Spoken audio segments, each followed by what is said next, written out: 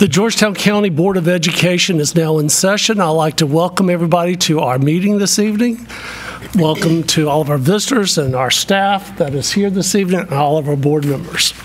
The first thing on our agenda tonight is going to be our Pledge of Allegiance and our moment of silence. And I'm going to ask Ms. Grant, she'll come up and introduce Ms. Samaya Thomas.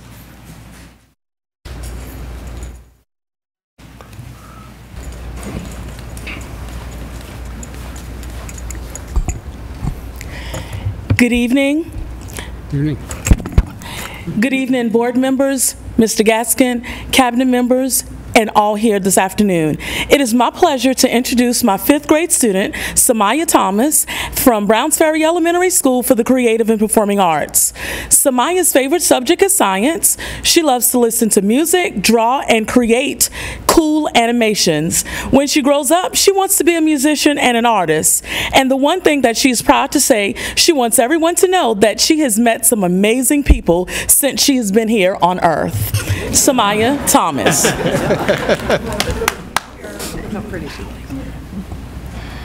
May I please ask, can you please stand up for the Pledge of Allegiance?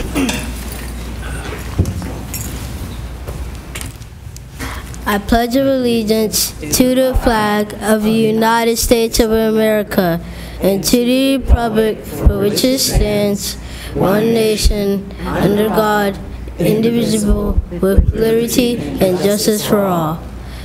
Please remain standing for the moment of silence.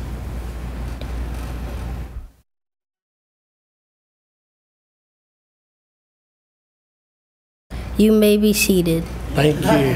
Thank you very much. This is one of my favorite times during our board meetings when we can do board recognitions. So I'm going to ask my fellow board members to come and stand down here in front. And first we're going to call Dr. Giles. If all board members will come and stand down up front.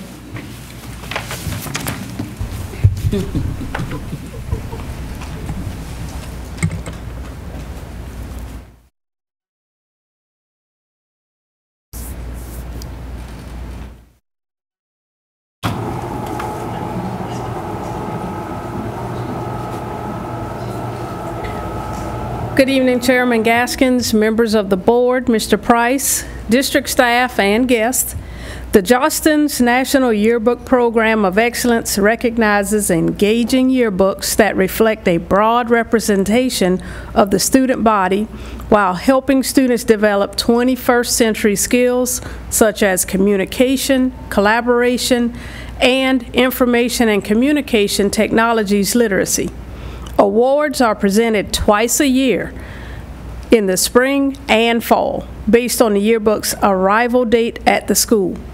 Advisors and their staff of students worked hard to make a great yearbook, and we're excited to recognize their efforts and achievements. For the spring of 2023, 3 Georgetown County School District schools were presented Jostens National Yearbook Program of Excellence Awards for achieving defined criteria in one of 3 categories: creating an inclusive yearbook, generating school engagement, and/or successfully managing the yearbook creation process.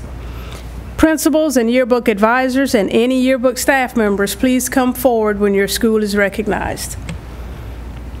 The Carvers Bay High School award-winning yearbook program under the direction of Jennifer Myers achieved silver level status for their 2022-2023 yearbook.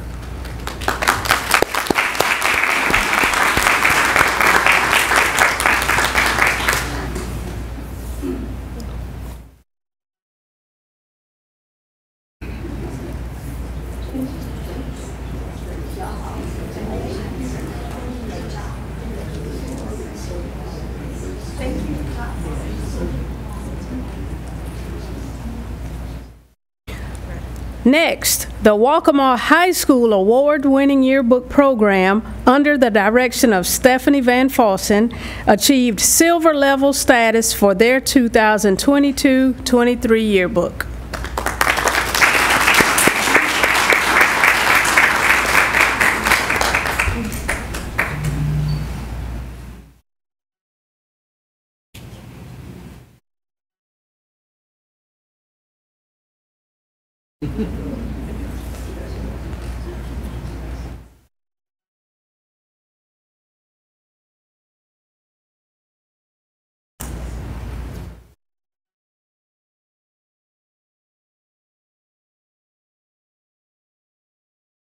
And the Waccamaw Middle School award-winning yearbook program, under the direction of Rebecca Adams, achieved gold level status for their 2022-2023 yearbook.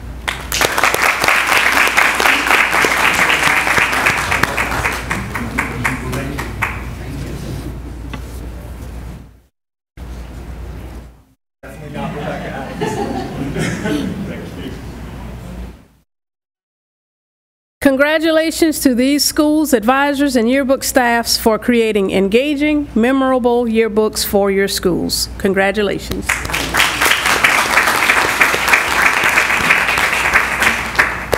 We ask that the board remain, and Dr. Milton will come forward at this time with more recognitions.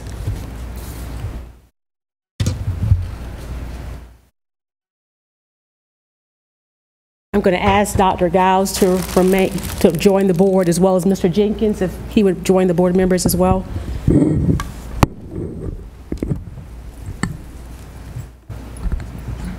Chairman Gaskins, Vice Chairman Ford, board members, Mr. Price. In May 2022, Georgetown County School District and Voorhees University entered into an agreement that would embrace our district's vision to grow our own. This partnership provides an opportunity for non-certified employees with bachelor's degree to enroll in a paid 11th month residency program while working directly with a certified teacher. In addition to maintaining a salary, the residents maintain their benefits, remain employed, and work towards a master's in teaching and learning.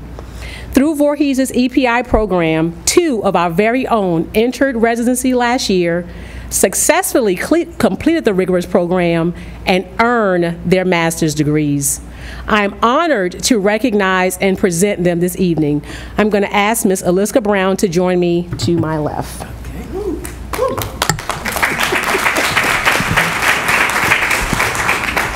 Aliska Brown is the second of 5 children born to Joan and James Brown, and she has been employed with Georgetown County School District for 30 years. She is a mother of 3 wonderful children and a member of Delta Sigma Theta sorority. In her spare time, Brown is a Sunday school teacher and basketball coach. Brown's coaching skills passionately led Waccamaw Middle School to their first championship. Moving forward, Voorhees' residency program afforded Brown to live out a 35-year dream of becoming a teacher. From starting as a substitute teacher to a bus driver to various clerical positions, Aliska L. Brown is now serving as a 2nd grade teacher at Browns Ferry School of Creative and Performing Arts. Congratulations, Ms. Brown. Let's hear it again for Aliska Brown.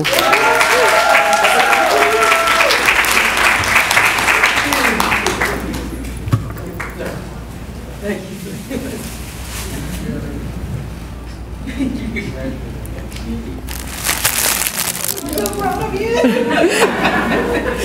Thank you.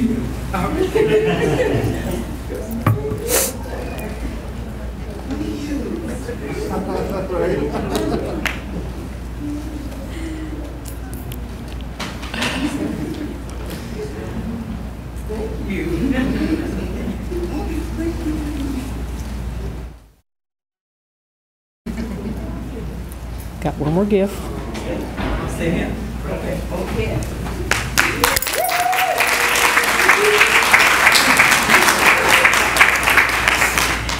And next we have Equanda Waring.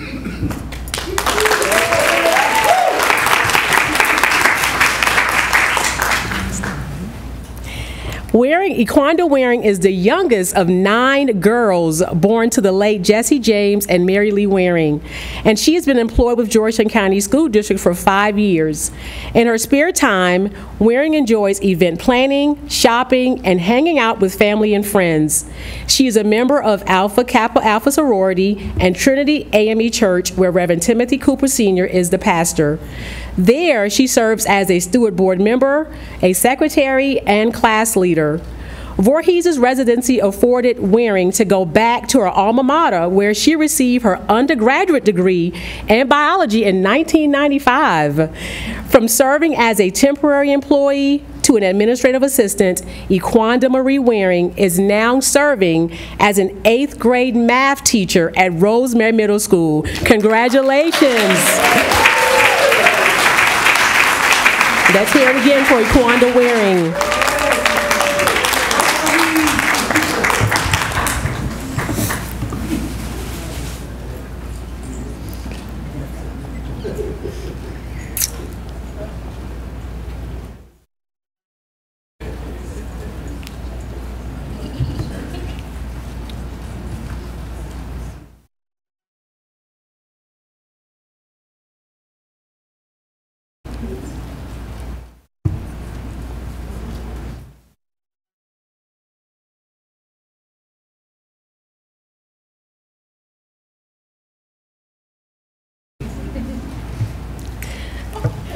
Congratulations again to Ms. Aliska Brown and Ms. Equanda Waring.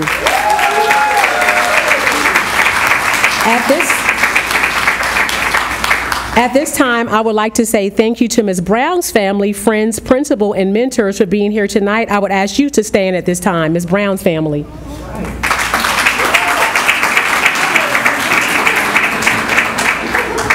And thank you to Ms. Waring's family, friends, principal, and mentors for being here tonight. I would ask that you stand at this time.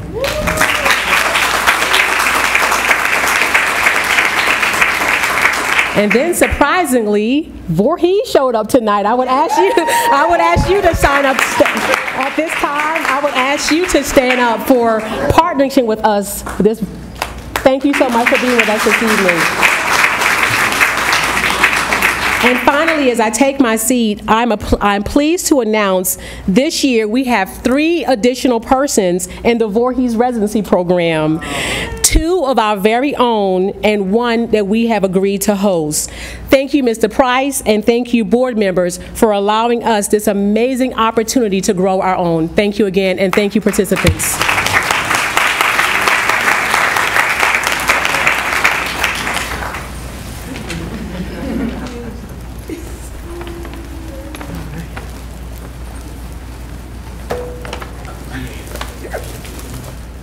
Ms. Johnson, if you would please come forward.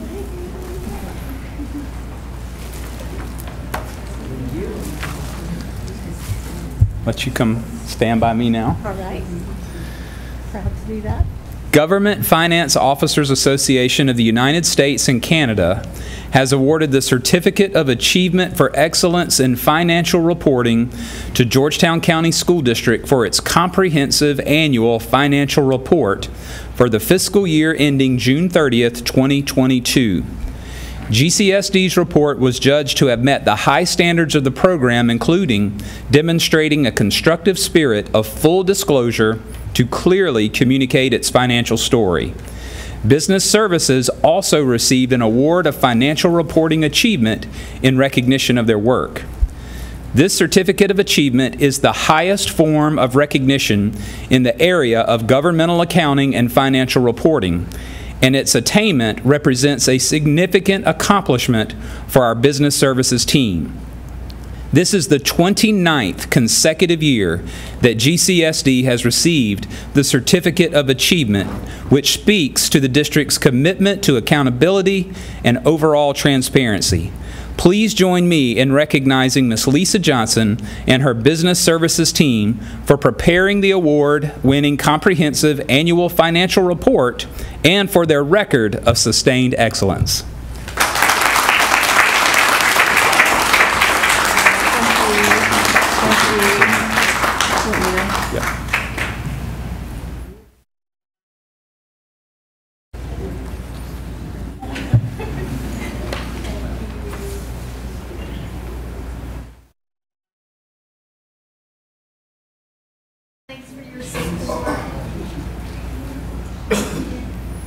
Please join me one more time in congratulating Ms. Johnson and her team.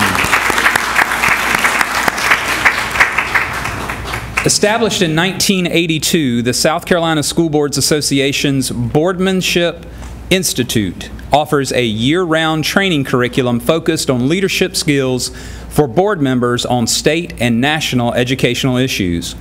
Workshops focus on school law, advocacy, improving board operations, and leadership for improving student achievement. Points are earned on an annual basis for participating in statewide conferences and on-site training in our district. Board members are recognized for reaching each of 6 levels, with the highest recognition being level 6. This afternoon, I am pleased to recognize the following board members for reaching one of 6 levels in the Institute. As I call your name, please step forward. Robert Cox, level 1. Scott DeBose, level 1. Keith Moore, level 1. Patty Hamill, level 2. Kathy Anderson, level 2. Bill Gaskins, level 3. And unfortunately unable to be here this evening, Mr. Randy Walker, level 5.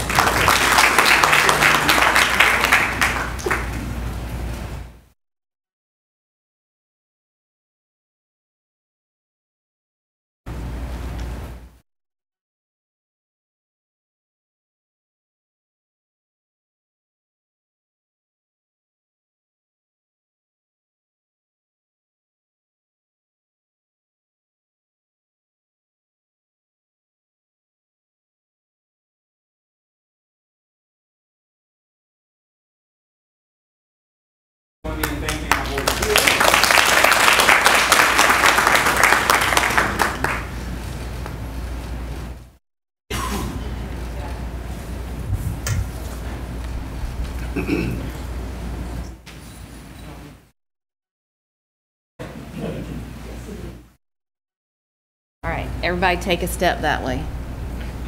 Take one step that way. Thank you. Good. All right. 1, 2, 3. Thank you.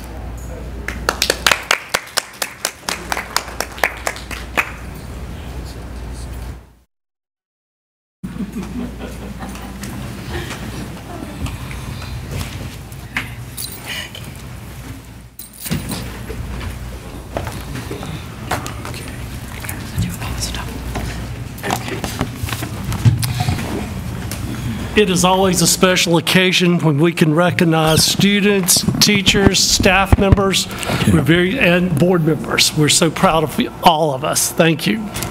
The next thing on our agenda is public comments. And just a reminder about public comments. Comments or requests should be brief and to the point as possible and shall not exceed 3 minutes and must not mention specific names of students or personnel. Public comments will be aired live, but the board typically will not respond to individual comments. This evening, our first speaker is Mr. Gibson.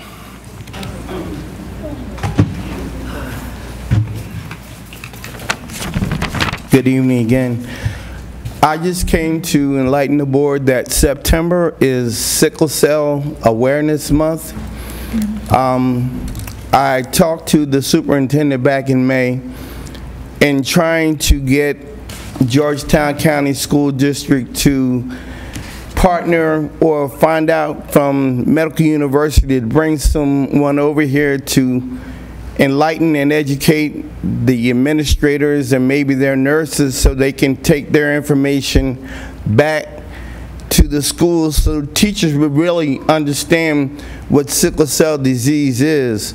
Unlike cancer, sickle cell mainly is a black disease. And I showed the superintendent a video of my granddaughter, and it enlightened him. These kids go through so much with their sickness and then try to go to school. And when they go to school, a lot of times they're ostracized by their teachers who don't understand what sickle cell is. They may be fine today. Matter of fact, my granddaughter right now is on her way home from a 7-day stay in the ICU. She almost died. She had COVID and then sepsis. So, you know, I'm adamant about this. There's a lot of kids that are being left behind. She's not here no more, but I'm advocating for the kids that are left behind, because a lot of these kids, instead of getting their education and graduating with honors like my granddaughter, because we fought for her, their parents don't know, and they wind up homeschooling or on the disability rolls. So I'm just asking that please contact MUSC, get somebody over here to educate, not educate, but in service to the principals and nurses, so they know what these kids are going through and how they can give them a better education without the kid feeling that they're being picked on or no one believes them. Second, I like to commend the law enforcement and the school district on the way they handled the football game, the trouble at the football game. But again, I'm saying we're getting threats all over the county now. Not just on the Waccamaw Neck, but it's everywhere. Threats to our security. Why will we spend so much money on metal detectors and not use them? One life lost is not worth your entire budget for the year. We might want to revisit that and see if it's money. Money don't take for a life. If it's money, you know, please revisit it and find a way to make it safer for these kids to go to school. Thank you. Thank you. Our next speaker is Ms. Taisha Holmes.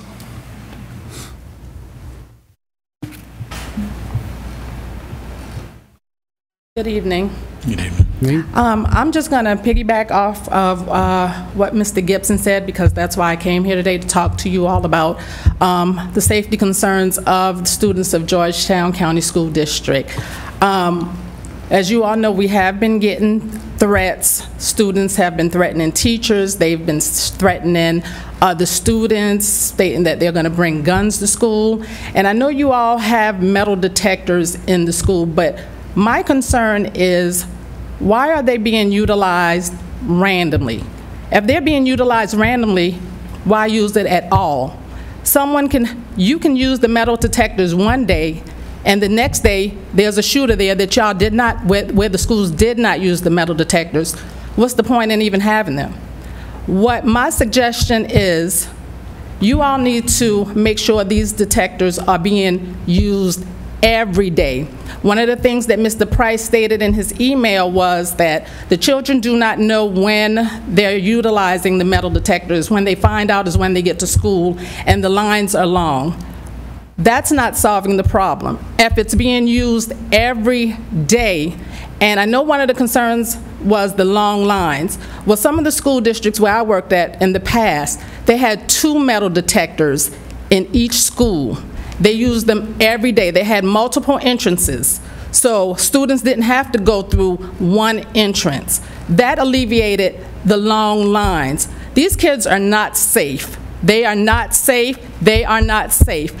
We do not want it to be where we have a situation where there's an active shooter or someone has brought a gun to school, and then Mr. Price is sending a letter apologizing, praying, we're having memorials. We don't want that. You all know this day and time, this world is not safe. These kids, people will come to school, they will kill kids, and they will kill themselves just because they are suffering. You all know this is a problem now. This is something that we do not need to prolong. This situation needs to have a solution, and I just gave you all the solution. I hope that you all take heed to what I'm saying and make this an important matter for Georgetown County School District. Thank you. Thank you. Thank you.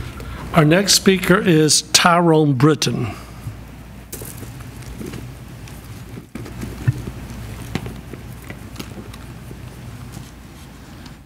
Good evening.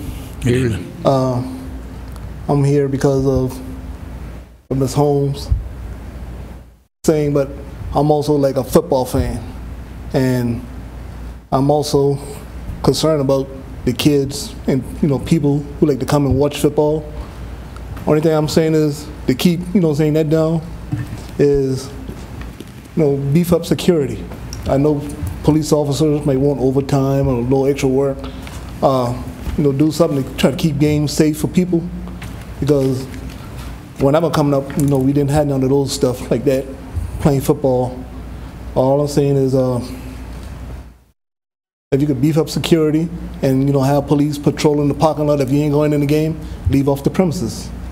Because people love to watch game and they ain't fair for the kids who are out there playing for their game to get cut short because of something happening and people running for their lives. I mean, kids these days, you can't say nothing to them, But all I'm saying is, let's, protect our community. Surround the community and work together. Let's solve these issues and problems. Thank you. Thank you. Thank you.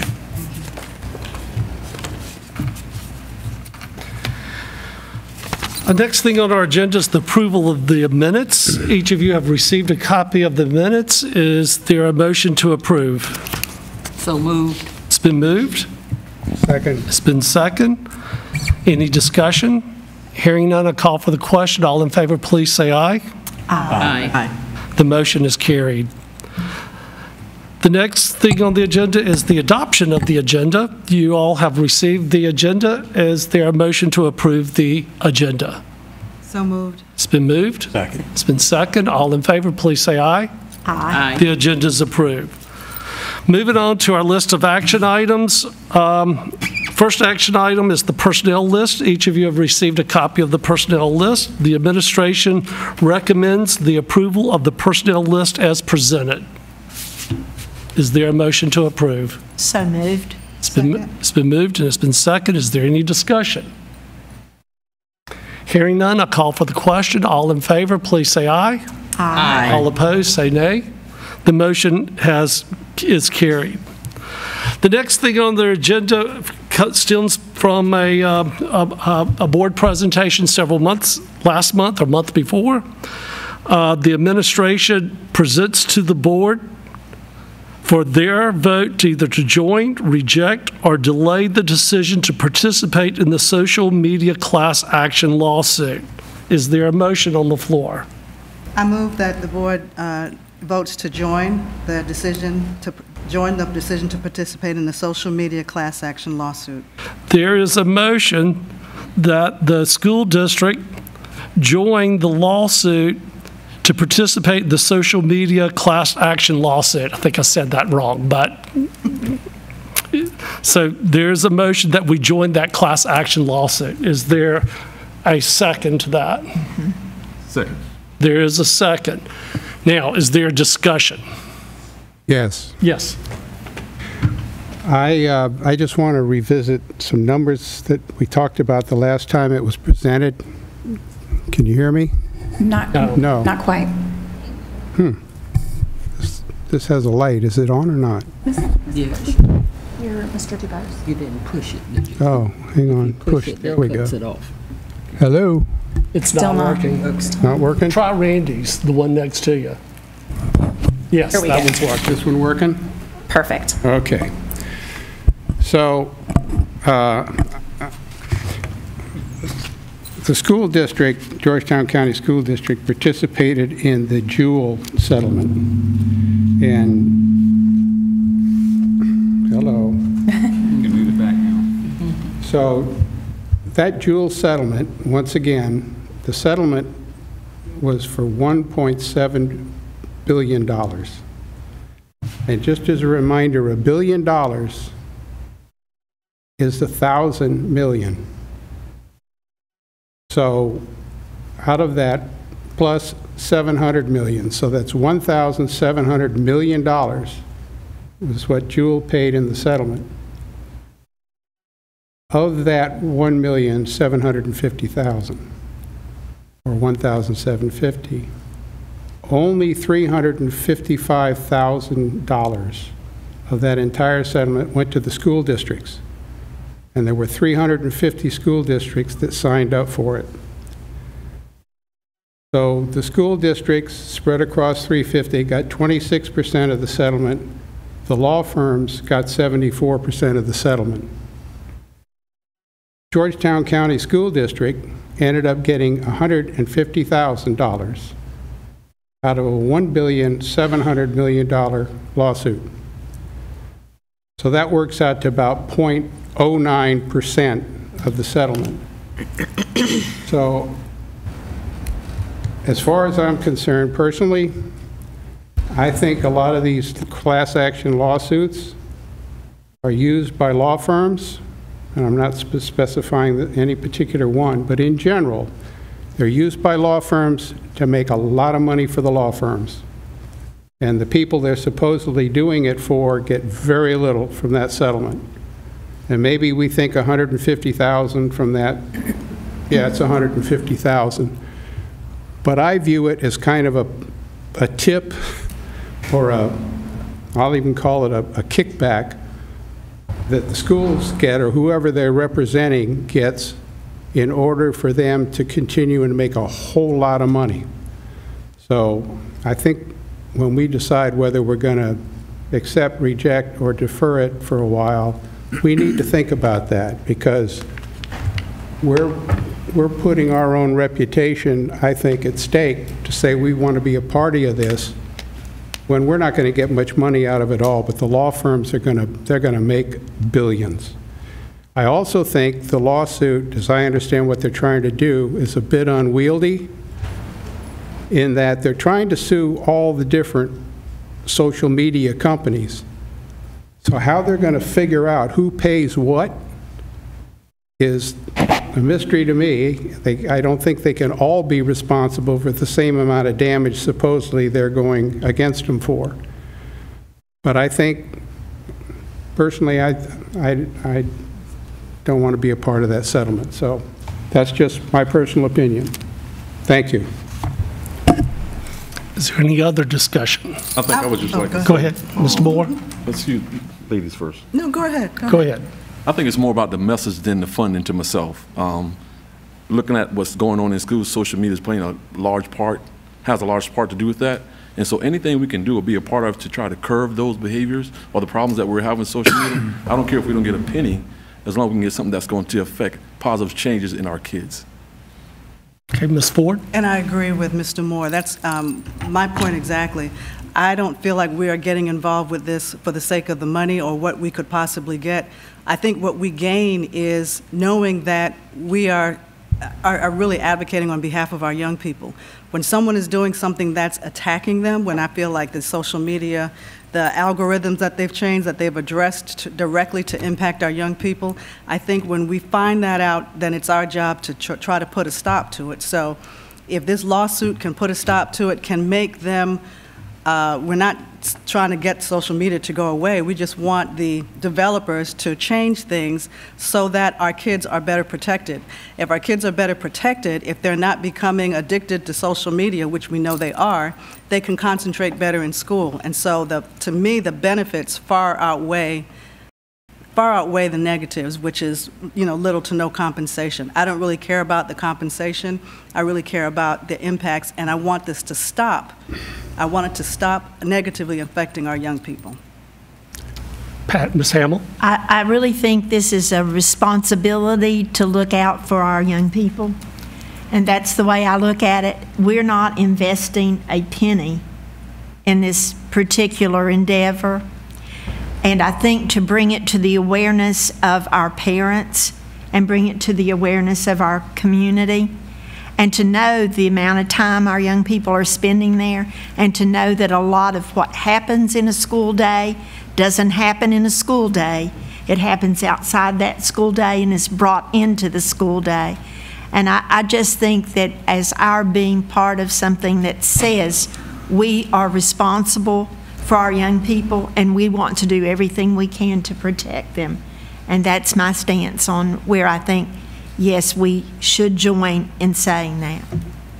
Okay, is there any other discussion? I would just say to that, if you look at the Jewel settlement, Jewel's still in business. Nothing much, as far as I can see, has changed except As a result of the settlement, they fired a lot of people, and they stiffed their creditors, but they're still in business. And I don't think this lawsuit is going to change the minds of the social media companies at all. They'll pay the money, and they'll just keep doing whatever they think is their business model.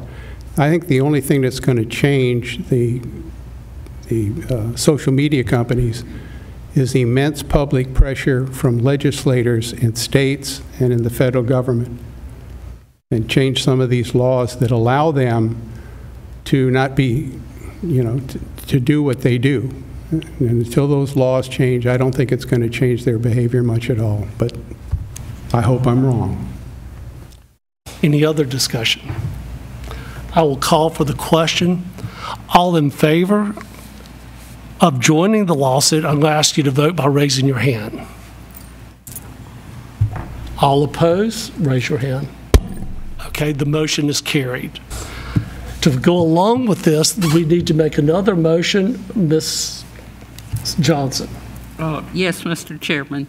I move that the board retain the services of the firm of Wagstaff and Cartmill and its team to take the steps necessary for the district to join the social media litigation now taking place in federal court.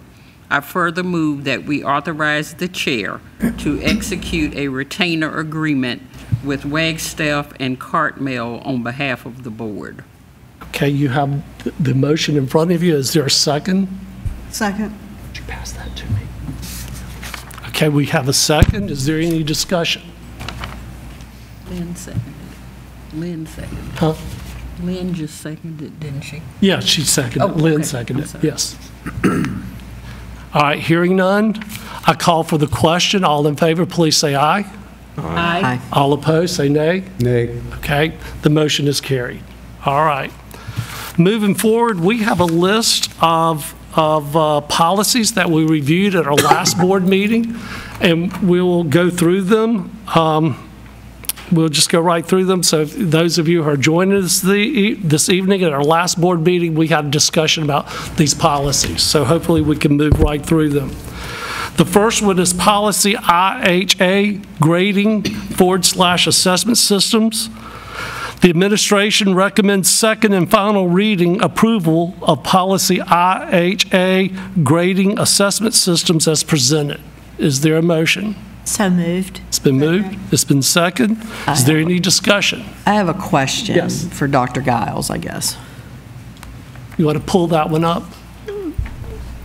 You'll pull that policy up? Yes. IHA? Yeah, I think she's getting there for us. I don't know which number slide, I guess 4, assessment. This is just a question about the EOC. Okay, so we talked about eliminating midterm assessments and finals in middle school. And we may have talked about this, but I couldn't find it in my notes. And but when the 8th graders are taking English 1 or Algebra 1 and they take the state EOC, is that, I mean, I know they're 8th grade middle school, but is that EOC going to count as an exam for them? Yes, they're still held to the expectations because they're in a credit-bearing course. Right, and it's a high school course. Okay, I thought so, but I wanted think to... we delineated that in the policy without seeing it before me, but I think it's a sentence that reads credit-bearing courses. Okay, and It's toward the end of that second paragraph. Okay. And I thought so, but I just wanted to double check. I had somebody call me about that, and I wanted to clarify. I think you go back up. It's in the section with 6th through 8th grade, I think. The Carnegie unit, that last sentence, courses taken in grades 6 through 8, which provide Carnegie units. Right, okay. I feel like I'm taking a driver's license test. It's the letters? If I may, Can't it read is it. the last sentence on Yes. slide 5 from the presentation that was up earlier. Okay. Yeah, I just skipped it because it was on that. Last Okay. sentence there. Right, I see it. Thank you, I'm sorry. Okay, is there any other discussion? Hearing none, I'll call for the question. All in favor, please say aye. Aye. All opposed, say nay. The motion is carried. The next is policy ARGCC-R, paid parental leave. The administration recommends first and final reading approval of policy ARGCC-R, paid parental leave as presented. So moved. It's been moved. Second. It's been second. Is there any discussion? Hearing none, we call for the question. All in favor, please say aye. Aye. All opposed, say nay. The motion is carried. Policy BBC, board member resignation. The administration recommends first reading approval of policy BBC, board member resignation as presented. So moved. It's been moved. Second. Second. Is there any discussion? Hearing none, I call for the question. All in favor, please say aye. Aye. All opposed, say nay. Policy BBD, board member removal from office. The administration recommends first reading approval of policy BBD, board member removal from office as presented. Is there a motion? It's been moved. Second. It's been second. Is there any discussion? Hearing none, I call for the question. All in favor, please say aye. Aye. All opposed? The motion is carried. Policy BBE, unexpired term fulfillment. The administration recommends first reading approval of no changes to policy BBE, unexpired term fulfillment as presented. So moved. It's been moved. Second. Been second. Any discussion? Hearing none, I call for the question. All in favor, please say aye. Aye. All opposed, say nay. The motion is carried. Policy BBF, board member conduct. The administration recommends first reading approval of policy BBF, board member conduct as presented. So moved. Second. It's been moved, and there's been a second. Is there any discussion? Hearing none, I call for the question. All in favor, please say aye. Aye. All opposed, say nay. The motion is carried. Policy BBFA, board member conflict of interest. The administration recommends first reading approval of no changes to policy BBFA, board member conflict of interest as presented. So moved. It's been moved. Second. There's a second. Is there any discussion? Hearing none, I call for the question. All in favor, please say aye. Aye. All opposed, say nay. The motion is carried. Our final one. Policy BBFA-E, board member conflict of interest. Is that the same one? No, This is the that's exhibit. right. Okay, I see that now.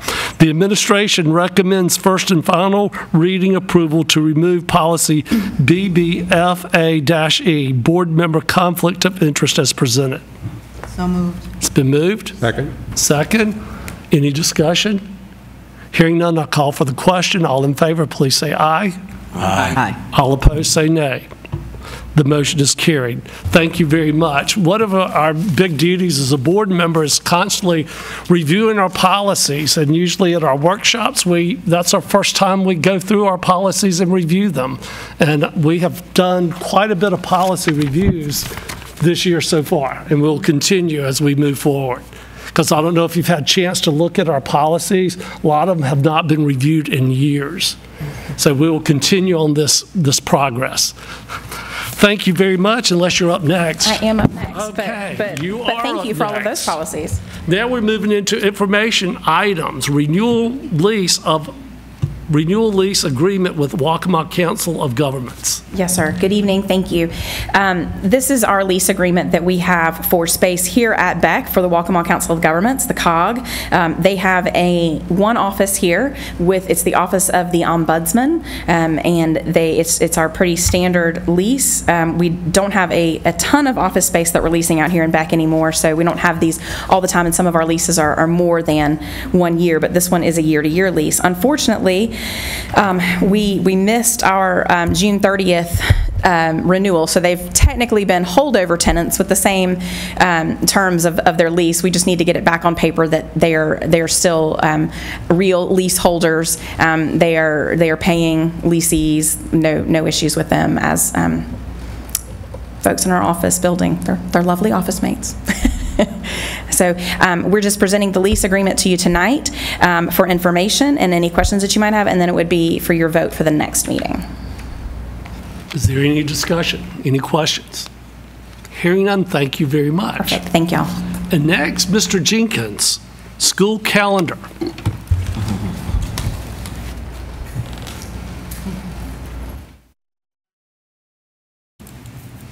Good evening, Chairman Gaskins, Vice Chair Ford, members of the board, Mr. Price, district staff, and guests.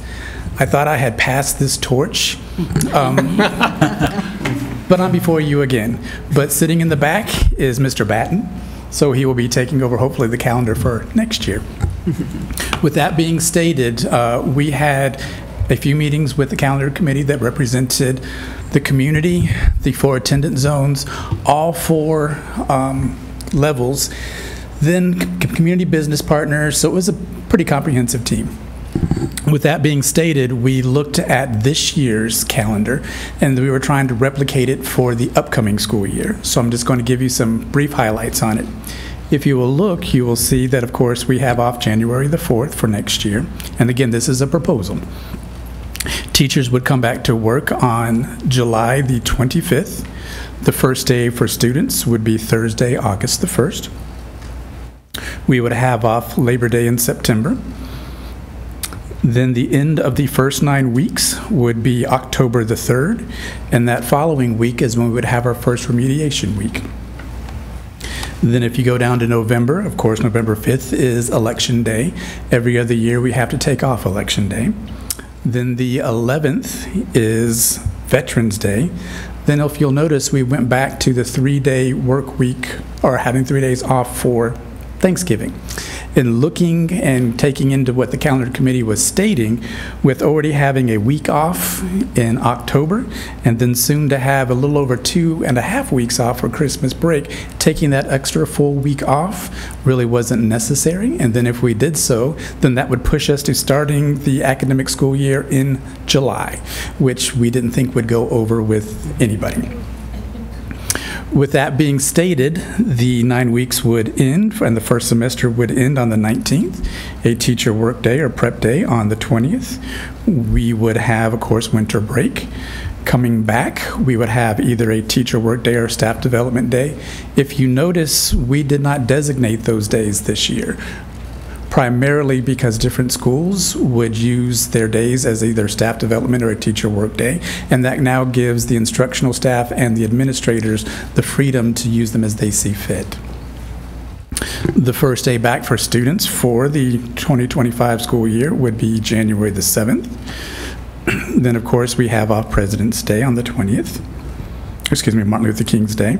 Then President's Day falls on the 17th of February, and we have that week off for the second remediation week. The end of the next quarter would be March the 18th. Then we would have a staff development teacher work day on the 21st.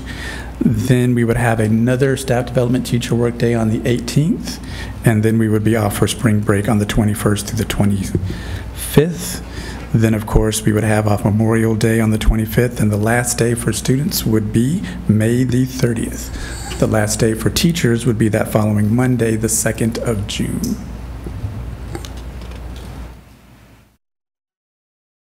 Questions about the 24-25 academic calendar?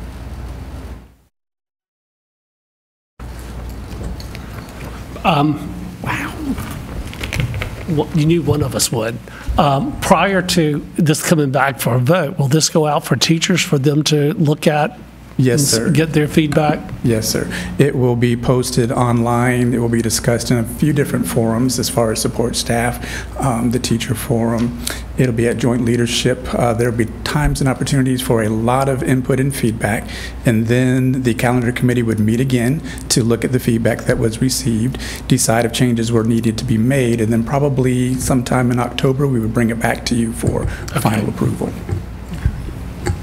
I do have one comment. Yes, ma'am. I appreciate having the 2 calendars for the next couple of years in advance so that we could take a look and be somewhat prepared. So I appreciate that. Thank you. Thank you very much. I have a comment. How much change in the 24-25, if we can't go over every one of them, how much change compared to the 23-24? What took place in this calendar year that's different? It's pretty much the same. The only difference really is going to be Election Day, and then also the 2 days at Thanksgiving break. So those were really the 2 major changes? Yes, sir. Okay. Do you anticipate much pushback about the Thanksgiving? We shall see. It really was when we were looking. Typically how you would design this calendar, since we're looking at a modified year-round calendar, you look at the week that Christmas is going to fall. And then that is basically when you start counting back. And if we were to take those 2 days at Thanksgiving break, again, that would put us starting back in July for students to come back. And that was a selling point that the calendar committee did not think would really go over very well. And then given the amount of breaks that are throughout the school year, that those 2 days really weren't going to be that much.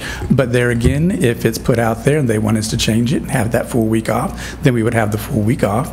The only disadvantage of that would mean that we would be starting basically 2 days earlier in the school year.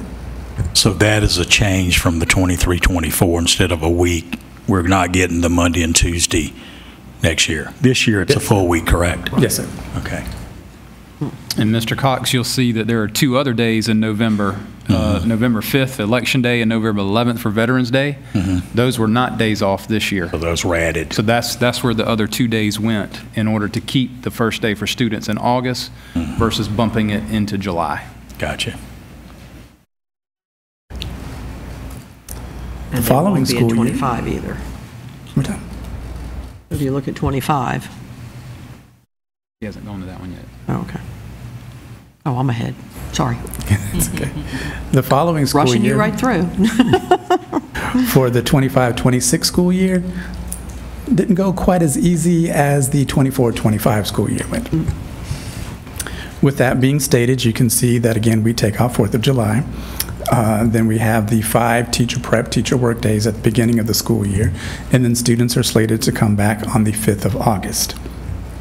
We take off Labor Day. Then the first 9 weeks would end on October the 7th. The following week would be the remediation week. Then in November, of course, it's not an election year, so we do not need to take that off. And so we have a half-day staff development day for Veterans Day because it falls on a Tuesday. Again, the 3 days for Thanksgiving break. Then the last day for the quarter and the semester would be the 19th of December. Then we have the 2 weeks and a few more days for winter break. Another difference too that you're going to see is it has 2 days after winter break. Historically, we would take a day before and a day after, but if we took a day before, that would make us starting on a Monday, August the 4th, which was not a very popular option with anybody that was on the calendar committee. Then we're off for Martin Luther King's Day on the 19th. Then again, what we're trying to do is make sure that week in February coincides with President's Day, so we don't have to take an additional day off. So we're off for the 16th through the 20th in February. The quarter would end on the 18th of March. Good Friday would be that 3rd of April. Then we have spring break for the 6th through the 19th.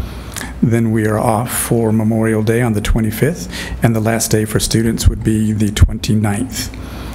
Then we had 2 additional days that we had to put in there for staff development teacher prep days, which were the 1st and the 2nd of June. But one suggestion that has already come up is to take one of those days, like the 2nd, and put that at the beginning of the school year. So then that would give us 6 professional development days and staff development days, which would be an easy switch. And then, of course, you'll see that this will be the 3rd year collectively that we've taken off Juneteenth.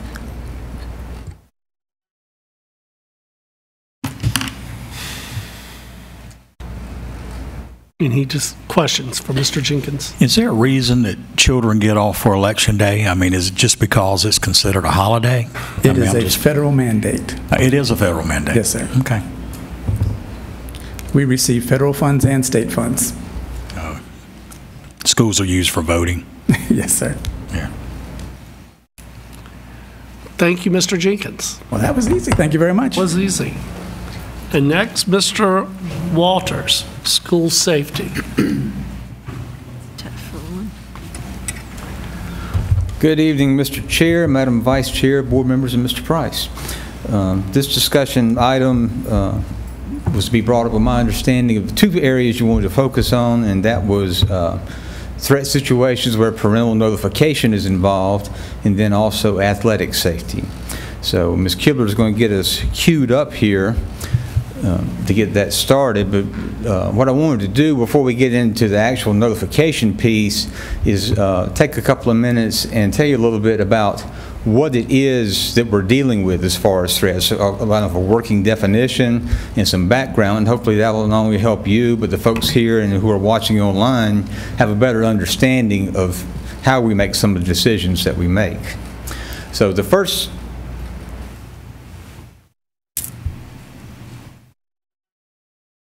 slide here won't move. Let's see if we can do it here. There we go. Do it the old-fashioned way. So this is a definition that we use. It comes from the FBI, and it's pretty basic, really. I mean, talking about an expression of intent to cause harm. But the parts I want you to focus on this is not only how it can be communicated, because we know that pretty much anyway, visually, orally, any of those, electronically is the one we deal with probably the most, but the type of threats. The first one, direct threat, it's unambiguous what a direct threat is. It's very specific. The indirect threat is a little harder to deal with, because here is the phrasing of it, the implications of it are not particularly clear.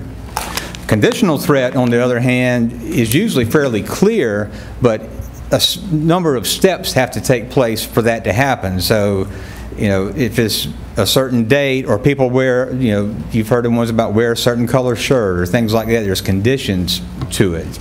And then the last one is the veiled threat. That, kind of like the indirect threat, is also very ambiguous as to what it is. People can take it different ways. The indirect threat and the veiled threat are the ones that we probably deal with more than anything else. And then that part that I highlighted on that last line right there is, and this is all we're going to come back to here in a minute, about the context being more important than the content of it. And so there's a number of factors that we have to look at with it. It's not just what's being said or communicated, but who is doing it, how they're doing it, and is there actually an ability to do any of it. So one of the reasons that we're seeing, I mean, we're seeing more threat cases. Everybody knows that. But one of the things that led to that are some changes in the laws. So if you recall, back in 2018, South Carolina had a disturbing schools law. It applied to students. And so you saw there were a significant number of charges that were being made at that time about disturbing schools. And pretty much anything that disrupted the educational environment would apply to that. They went back in the legislature and said, no, we really don't want that. What we want is disturbing schools will apply to non-students, somebody who disrupts the campus from the outside. Now, a non-student could be a visitor, a parent. It can be a student who's been suspended or recommended for expulsion who comes back on campus. They're also non-students. So that made an important distinction. The next thing on here is a court case that happened down in Charleston back in 2021, Kinney versus Wilson, and the gist of that lawsuit came out with an order from the federal court judge who said that you can't use disturbing schools, which that piece had already been addressed. There were a number, the plaintiffs in this case were all conduct that had happened several years before. But then also, you can't use disorderly conduct because they said that was too vague to use. It doesn't describe what the behavior was that made it disorderly and how it disrupted the school environment. So what that resulted in is that two of the tools that law enforcement would use to address these type situations were taken out the toolbox. What it was replaced with, and I put the whole statute up here for you to see, is student threats. And look at the first line of it right there. Unlawful for a student of a school or college in the state to make threats, to take the life, or to inflict bodily harm upon another using any form of communication whatsoever. Now let's go back here for a minute, if it'll let me go back.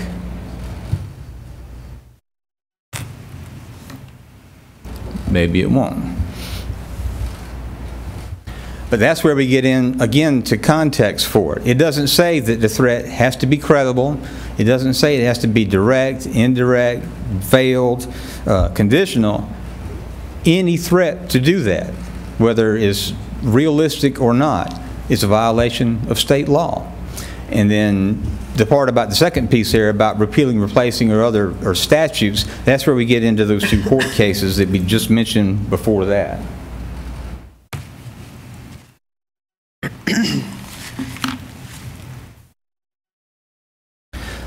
So with that information in mind, especially the part about context as opposed to content, this is where we get into how we make decisions on parental notifications. And there's a couple of important distinctions we'll elaborate on there too. Obviously, the first is the context of the entire situation. Do we know who a perpetrator or suspect is? What's the age of the students involved? We've had situations where 4-year-olds have made statements that can be construed as threats. Is that something that we're going to put a notification out for? If there's not any context, if there's any believability or to it, or is it just somebody who's angry or made a rash statement? If we don't know who it is, for instance, that too can be an issue. Are we going to compromise an investigation? Or are we going to cause needless anxiety or unrest because of that? The age of students is also important because there's a presumption under the law that a certain age or less, you're presumed not to be able to know the difference between right and wrong, and so you cannot be charged with a crime. It's interpreted differently from state to state. Generally, it's 10 to 11 years old. If you're that age or less, that presumption is there that you can't be prosecuted for it. And then the nature and the type of threat. If it's something that's totally not credible, you know, I'm going to build a nuclear bomb and bring it to school, for instance, versus somebody who says, I'm going to bring a knife to school. All of those things help us make a determination about context. Then we also look at, is it discipline, law enforcement, or both? Typically, it's going to be discipline regardless, but does it rise to a level that it also gets into law enforcement? And then the key questions, number 3, is how much is it significantly disrupted the school environment? While we balance the other factors we're going to talk about following this, this piece right here is do we put out information where we generate questions we can't answer, and does that in turn become more disruptive than not putting out anything until or unless we have sufficient information that we can actually put something meaningful out? So that's where these next factors come in on the 4th item there, and that is we work closely with law enforcement on this, on their statements. Law enforcement now wants to put out these statements because they hope it has a deterrent effect, that there will be consequences for these sorts of things. But if we do it too soon, do we jeopardize an investigation? We could be putting people at more risk by releasing something too soon than if we wait for them to finish their investigation. Could you lead to the destruction of evidence? Could you somehow compromise a case? Do you tip somebody off where you can't find them for it? So those are factors that we discuss with them before we make any release of statements or parental notifications. The next one is, do we know enough to actually put something in a statement? We got to be really careful that we're not putting stuff out there that includes speculation, rumors, things you see on social media. It's got to have some verifiable facts to back it up, and there's a lot of legal reasons that we have to do that. Has anyone been charged with a crime? Now, that is not by itself a reason that would say yes or no to whether a statement goes out. You've seen that we've sent notifications out in cases where there weren't charges. But because of the other factors that are up there as far as disrupting the school environment, that may be enough in itself. And then finally, what we do, and we've got a great relationship with the sheriff's office and with the city police, is when these things happen. We just did it today. If there's something that's going to go out, is that we have our draft letter to make sure that it has facts in it, but facts that don't create any of these other issues. They send us theirs to look at to make sure that they're not releasing any information they should not. Here's a key point, and Ms. Kibler could elaborate on this at length at some point in time, because she has to deal with this every day as well, is that we have a separate set of rules that apply to us when releasing information. FERPA is probably the biggest one, Family Education Right to Privacy Act. And so what that does is basically in a nutshell says we should not be releasing information that a reasonable person could identify as student based on what we say. So when you see times that we just share something that's been released by the law enforcement agency, there's a purpose behind that. They can say more than we can. If we share what they post, we don't get in trouble for it. If we post it of our own initiative, we potentially can get in trouble for it. So really, that's a way of us trying to actually be more transparent. It's not that we don't want to say something or do something, is that we're trying to put as much information out there and work within the rules that are placed on us and the restrictions that are placed on us. So that it's kind of, I guess, the kicking off point here is you've got questions or such about how that takes place. I do have a question. In reflecting, subtracting out what happened at Georgetown High School at the football game, which that's major, but with all the other things happening, did our protocols work? Is there anything that we learned that we could do better with the things that have happened in our schools with the threats? It's really situational, Mr. Gaskins, and the thing of it is that, you know, and we've also now started talking with the solicitor's office, for instance, and I'll give you an example of that with Chief Deputy Solicitor Scott Hickson, who's now coming to Georgetown to help us handle some of these cases to make sure that they're vigorously and thoroughly prosecuted. Is that the question I had for him? Let's go back to Georgetown High for a minute. We just talked about in that other slide, we can't use disorderly conduct anymore because of that court ruling. So I had an idea that I thought was kind of a good idea. I called him up and said, Solicitor, football game is not the school day. It's open to the public. People can pay money and get in. Can we take some of these people who may not have actually been fight participants but were otherwise on the fringe involved and charge them with disorderly conduct, students? He thought it was an interesting question too, so he called the State Attorney General's office to get an opinion on it, and their preliminary opinion on it is you cannot, because it was a school function. You couldn't do that, even though it wasn't technically part of the school day. If they were a student at a school function, they said that, you know, at some point somebody might want to try to do that, but you would also likely get sued. The law enforcement agency and the school district that does that, because they'd have to go back in front of a federal court judge to get an opinion on it, and if it's an adverse opinion, then it's going to be a settlement involved. So we look at these things very carefully. I think, if anything, we're probably a little more careful with it now. We don't want to release things too fast without having enough facts where we generate more questions, create more anxiety than we do that. We always get questioned about timing. Now, I've told people I think we could live stream something, and some folks would think we didn't do it soon enough. Right. We've had a couple of instances where things happen at the end of the school day, and so by the time we go through this process, school is out, and parents didn't like it because they didn't get notified before school was over. But if you go through these things, they take enough time to do it correctly, and so that's the reason why. I think we've improved our ability to get these things out faster because we've worked on that relationship with our law enforcement agencies, and so we kind of know each other's thinking now on these things. Mr. Walters, I have just a comment.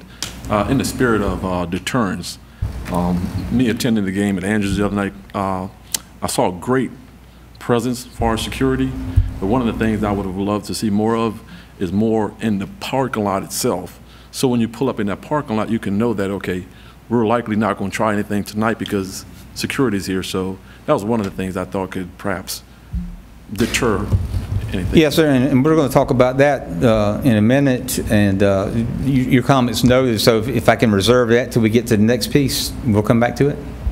Okay. Well, in that case, maybe we'll move on to the next piece. Sounds like we're ready to go.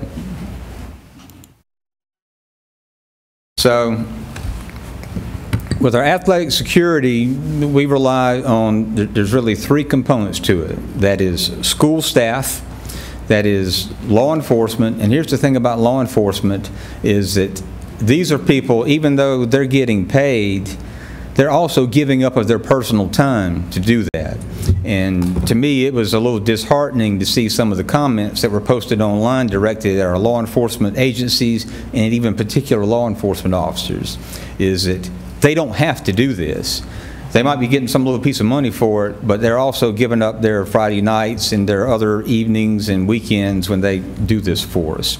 And the same with our school staffs as well. So we've had the clear bag policy in place. There are some exceptions to it. And if you look right underneath the diagram of that bag right there, people say, I saw people without clear bags. Clutch bags could come in, the seat cushions could come in, medical equipment, baby bags, that sort of thing. Then you've got the extensive list of items that are prohibited.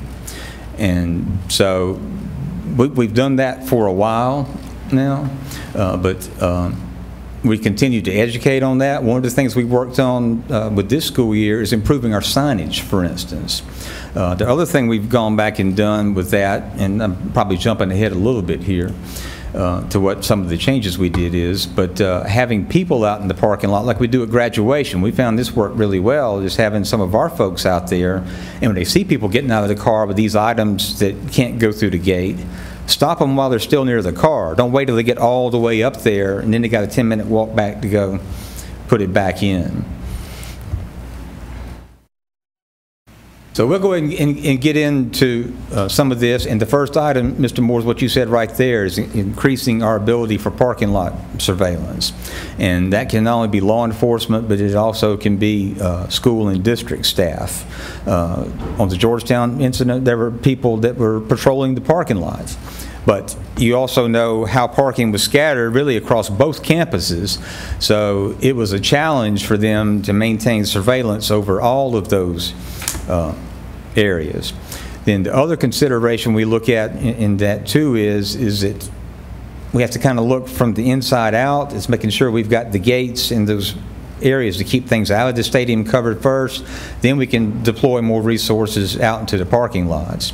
That was one of the reasons, like using our crossing guards, for example, the other night out of Georgetown to try to keep people from even getting that stuff over there. So that's duly noted. Everybody now is going to be going through screening by staff. So when coaches get there, the expectation is that they're going to go through this as well.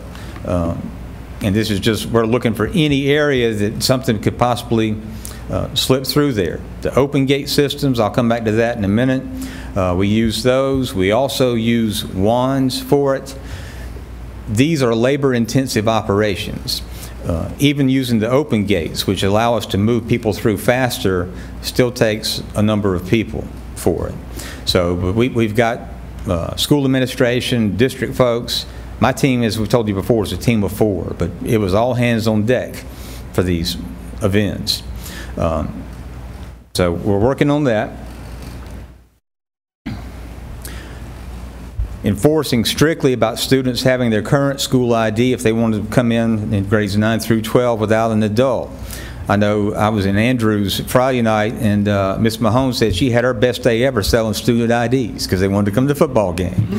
So that might have an unintended benefit, and maybe we'll see them wear them at school more now because they bought it to get into football game with. The next one is one that is still an issue, and this is where we need folks to help us with this. We need parents to help us with this, and that's the pre-K through 8th graders being accompanied by somebody 21 to enter the stadium.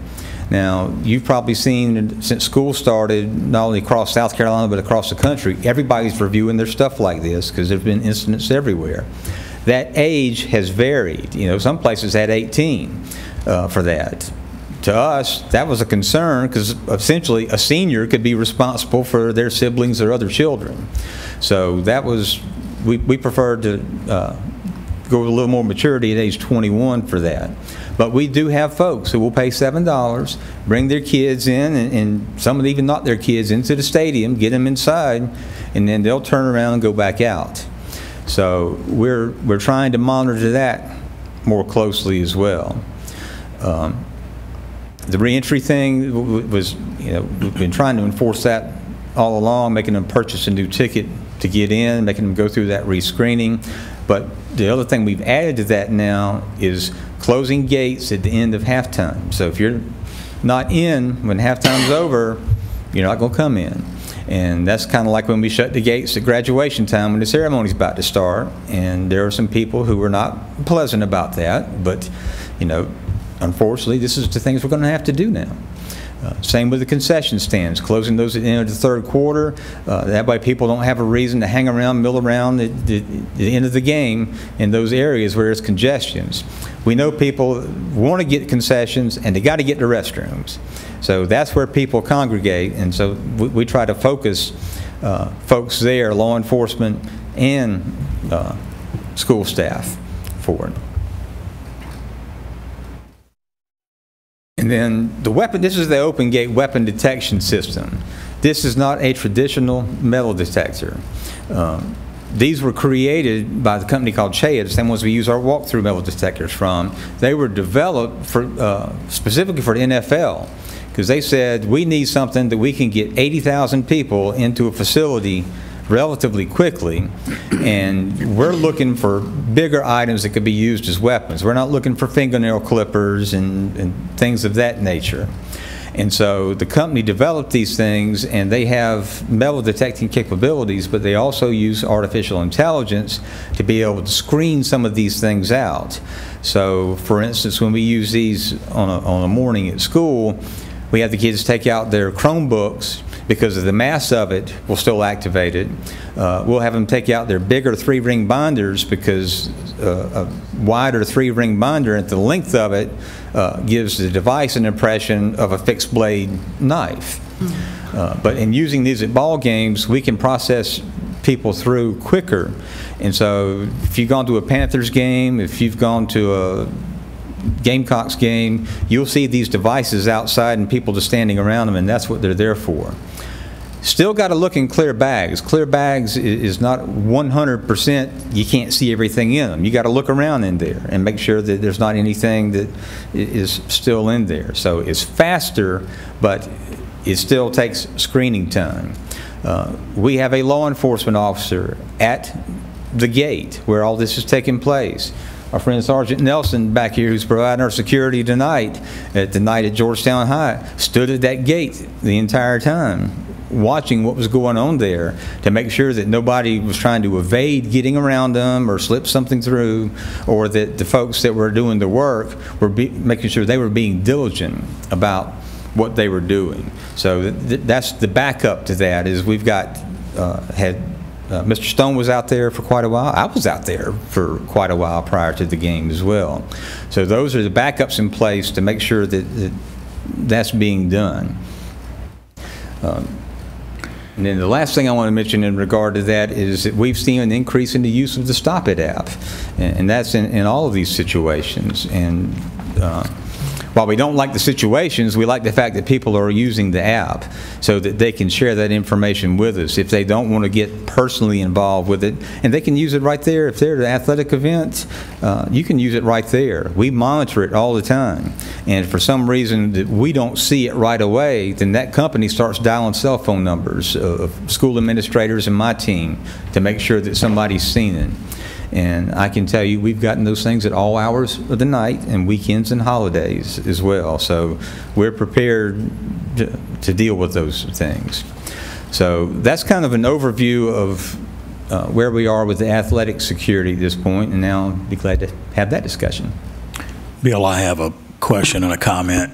Basically, going back to athletic security, Are all these measures now being enforced? Did they start this past Friday night, or is this something that's being proposed? Oh, they're enforced. Okay, so Friday night was the first night they were enforced. Friday night was the first night, and that's what I said, that there were some folks who thought they could just come on back in after halftime was over and the gate was locked, and we had to tell them, sorry, new rules, which were posted right outside. Clear bags and everything were enforced Friday night? Yes, sir. Okay. The second question is, you got weapon detection systems. Is this just showing us this is a good idea, or do we have this? That's what I was just, that's the open gate. That's the weapon detection system. And we have that? We have those. All of our middle schools and high schools have those. And they'll be used at athletic events? They are used there, and then they also have wands present. So there's a couple things you can do with that. And I don't know if it'll let me back, yeah, it'll let me back up now. So what we do is, if somebody walks through and they've got their bag, and sometimes it's these big water jug things and stuff will set them off. But if they go through and it sets it off, then what we do is we take the bag from them, have them walk through again. If it goes off, it's something on their person. If it doesn't go off, it's something in the bag. But the bag's going to get checked at that point regardless. So that's what we have people on the side for with a wand, is that they will search the bag. If it's the person, they'll wand the person and make a determination from there.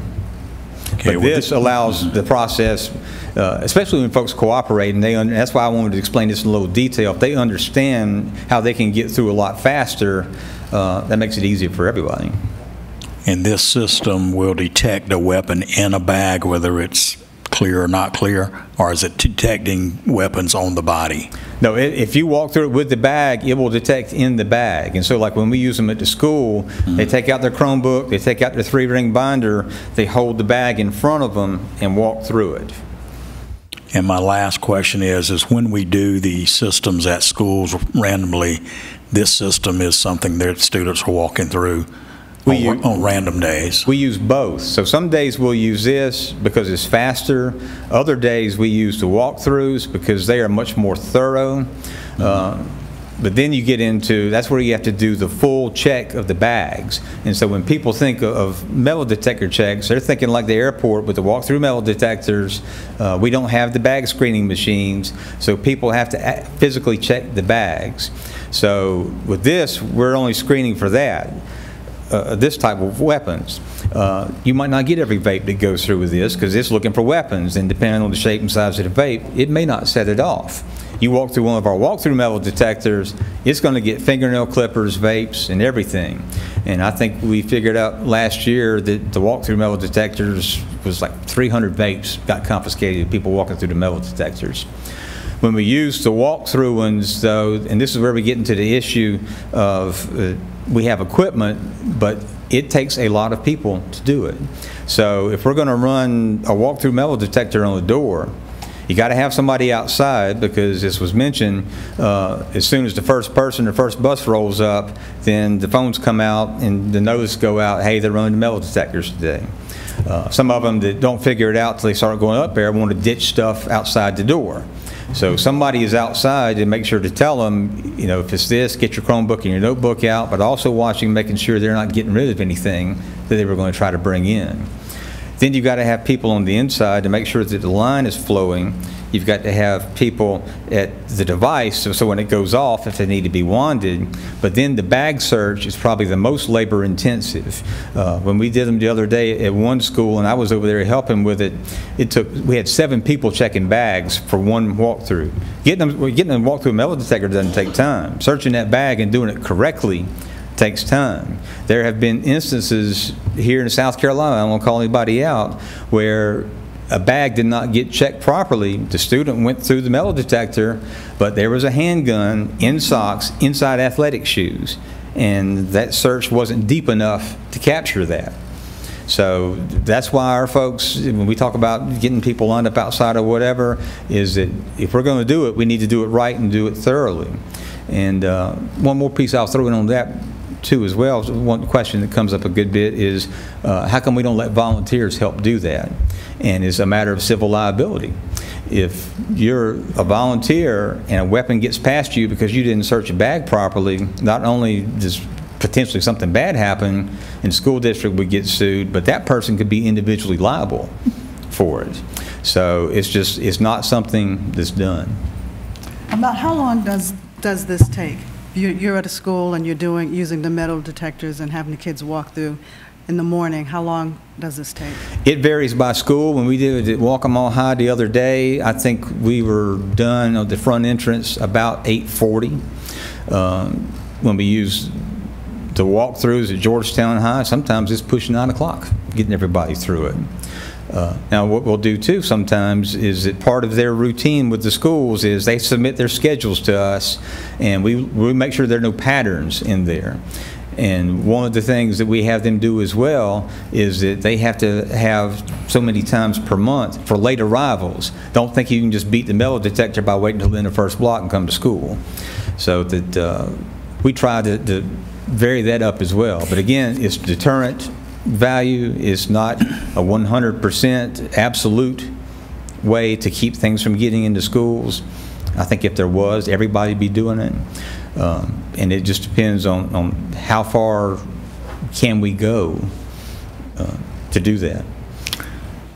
I have one more comment. What happens on a day that we don't do a weapon detection system? And I'm not being smart, I'm just asking a question. What happens on a day when we don't do a weapon detection system and a student brings a gun to school? Well, and that's it. Just need an answer. If we know about it, we're going to address it. If we don't know about it, what happens? It's speculation what could happen at that point. It could be a tragedy. Okay. So I want to make a recommendation to our chairman that we put a committee together to look at least next budget year, Mr. Price. I think we need to look at security. I think it's time. I don't think we're doing enough. My question was, if a child brings a weapon to school, a gun, on a day that you don't do this, does he get it into school, yes or no? Yes. Okay.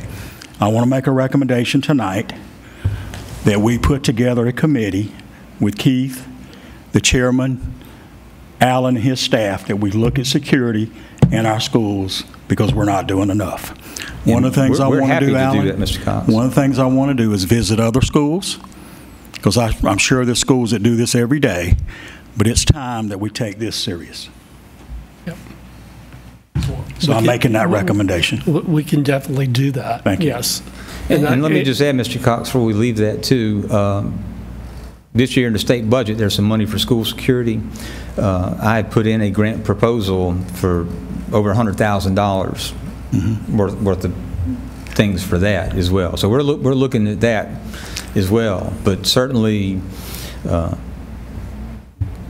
I know that was during the last school year, we did look into what the costs were, and we were each mailed those costs. I think the total cost to do that at all of our schools is like $750,000. I don't even want to hear cost. I'm going to piggyback on Mr. Gibson. You can't put value on a child's life, okay? There was a child killed just 2 weeks ago, 16 years old. I'm not putting a $99 million budget on a child's life. We need to look at security in our school system in Georgetown County immediately, bottom line. We're happy to work with you on that. We can provide you with information, with options, with potential costs for it. We've done this periodically over the years, and then you, in your discretion, can see how much resources can be devoted to it. Certainly, you've been generous. There's always room to do more, do better. We need to be proactive. We don't want to wait till a child loses their life in Georgetown County to say, I wish we'd have looked at cost. We need to start immediately with a committee to look at security in schools in Georgetown County. Okay, we can definitely do that. Are there other districts around us that has metal detectors every day? Some do, but they don't screen every person that comes in. They may take the 5th person, the 8th person, the 10th person. If there's any that do every single person that comes in, I don't know of it. Right. Then you get into the question of late arrivals. You also get into the question that the last incident we had several years ago with one getting in at Georgetown High was actually through an exterior door during the class day when metal detectors had been run that morning. So then you get into the whole issue of securing your perimeter, and it's a big thing. I mean, and we've got ideas on that. We can give you information and cost estimates for it. And Alan, it needs to be more than just this. It needs to be the back door.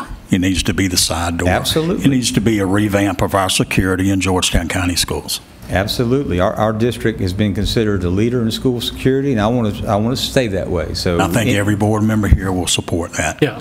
And it won't be based on cost. And just a couple of things. First of all, the information that was gathered for us is information that I requested last year. And the second thing is, how many of these do we have in each school already?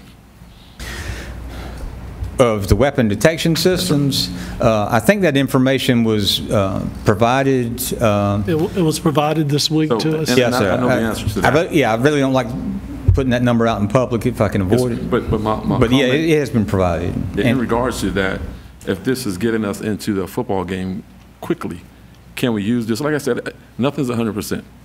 But can we use this every day quickly at the schools just for deterrence? You can use it every day, but it's still labor intensive to do it. It's not as labor intensive as the walkthroughs. So that is a possibility to do that. That would be easier to implement sooner than using the full walkthroughs. I would think you'd still want to put the full walkthroughs in a rotation in there, just mainly so we can catch those vapes and things. So, but yeah, there would be, and this is something we can work on as well, is the staffing for that and what potential cost would be to do that. I'd be happy to do that. Thank you, sir. Because I know that, you know, one of the biggest things that the safety team has done is the training of the people inside the building, if something should happen inside the building. As I've mentioned before, when I visit schools, I check doors to make sure classroom doors are locked, because that's one of the key things that we can save our kids if there should happen something happen inside our schools. Absolutely, and you know, I don't want to dwell on Georgetown High, but let me say this in regard to that incident. You know, I do this stuff, I go places and put on presentations and all that. I've gotten to know people from Columbine, Sandy Hook, and Parkland, and there was this thought in all these communities, it can't happen here. Exactly. And exactly. You know, maybe Friday, August 25th was our it can't happen here moment. And so this is why we're taking the time now. I mean, we're constantly reviewing. To give you a quick example, and I won't wander off too far here, every week we review our staffing for athletic events. So that week, on Tuesday before that game, we reviewed it with the police department. We decided we needed to staff up some more. Friday rolls around, we get back together and we said, you know what, we're going to staff up even more than that. So that's why we had a very significant number of officers there that night. But then you get back to what you mentioned about the training, the way that the coaches handle their players, the way that the PA announcer handled that. All those different pieces, you know, the athletic trainers go through a program as Safe Sports School certification. We've had them in front of you before. So all of those things are there in the event that it can't happen here a moment it happens. We've had people patrolling fence lines and all that. But as you say, there's always more that we can do. And so we're happy to work with you, give you some ideas, give you some options, certainly look at other places. You know, when people would come in, and I like the idea of looking at other places. People still come here and look at what we do. But my motto has always been, if you steal it from me, you're stealing it twice, because we probably got it from somebody else. We're always looking for the best ideas out there on how we can continue to improve and do better. Thank you very much. We'll definitely put that committee together. Thank you so much. Thank you, Bill. All right. Next thing on the agenda is board superintendent comments or requests.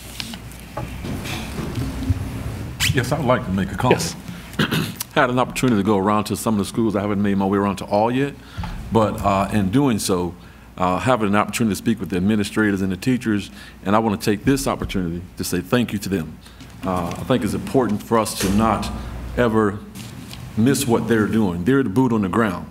What we're talking about here they actually face it every day. Every day. So I just want to let them know that they're appreciated, and anything that I can do, this board, I'm sure, Superintendent Price, we'll be more than glad to give you our support. So thank you very much to the boots on the ground.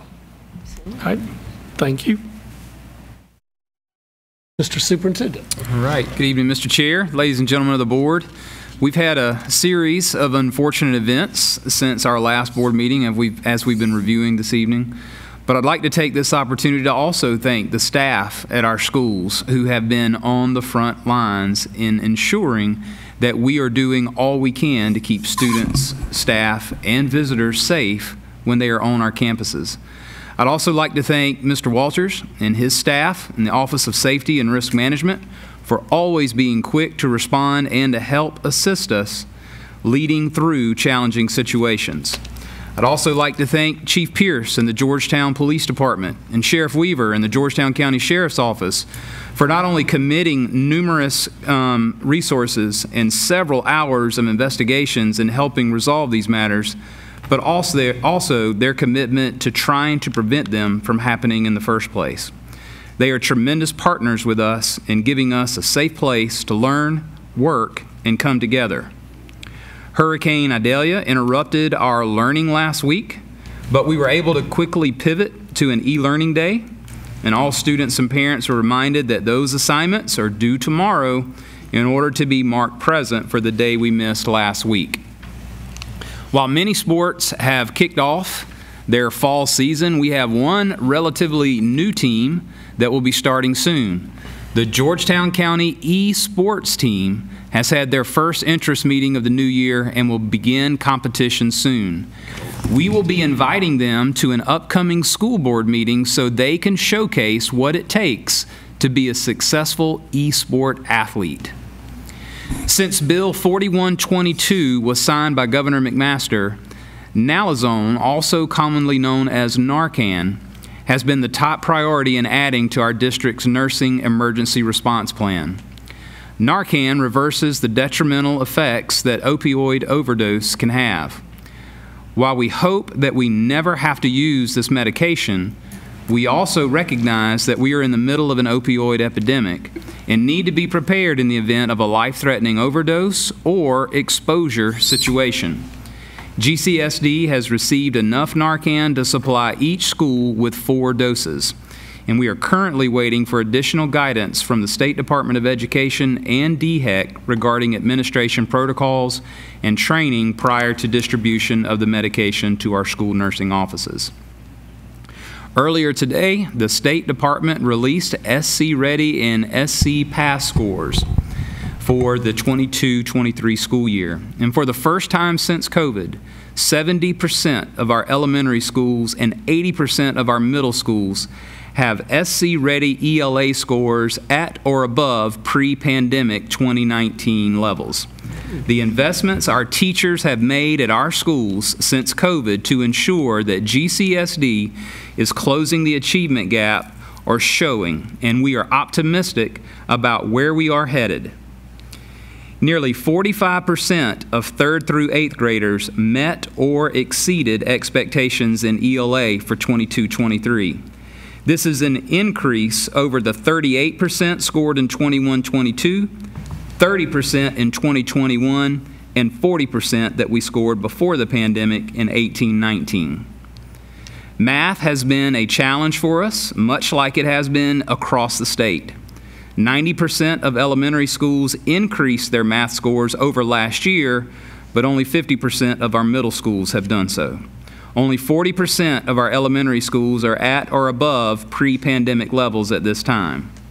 We are continuing to use specific strand data to identify areas of needed growth, and we are designing whole class and individualized lessons to address needs. 32% of students met or exceeded expectations in math in 22-23, which is an increase from 30% in 21-22 and 26% in 2021, but below the 38% scored in 19. Math will continue to be an area of focus for us moving forward district-wide. Science was similar for us with our 2 tested grades. We only test grade 4 and grade 6.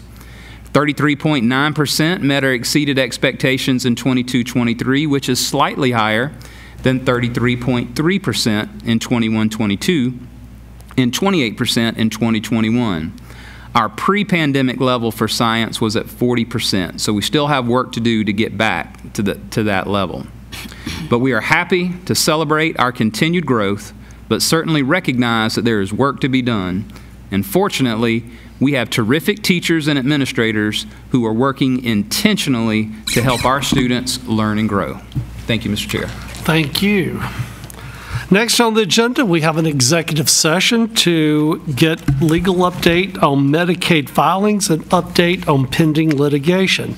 Is there a motion that we go into executive session? So moved. It's been moved. Second. All in favor, please say aye. Aye. We are now in executive session.